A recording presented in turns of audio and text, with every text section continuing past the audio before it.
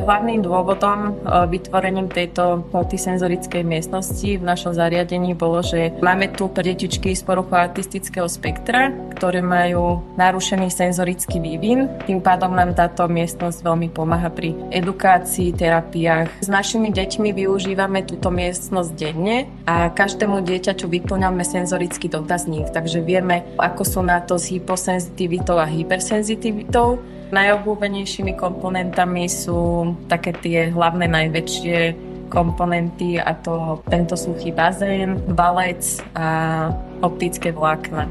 Kým vznikla táto miestnosť, tak predchádzali diskusie o tom, že kde bude umiestnená, aby vlastne neboli deti rušené v tejto miestnosti z okolitej telocvične, výučby. Takže prvým takým hlavným kritériom bolo, že kde sa bude nachádzať táto miestnosť, a samozrejme padali diskusie ohľadom financovania a to riešime pomocou rôznych projektov.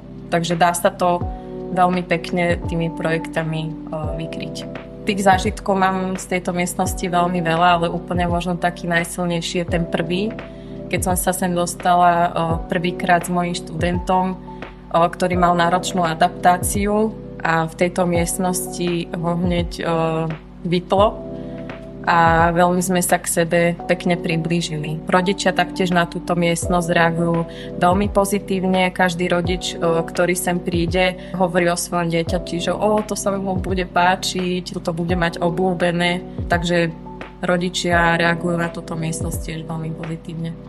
Váš tým je veľmi promptný a čo sa týka bežných problémov s jednotlivými komponentami, tak sme získali informácie ohľadom zapnutia, vypnutia. Keď nejaký problém, tak promptné riešenia nám ponúkol váš tým, takže sme s Trilobitom veľmi spokojní.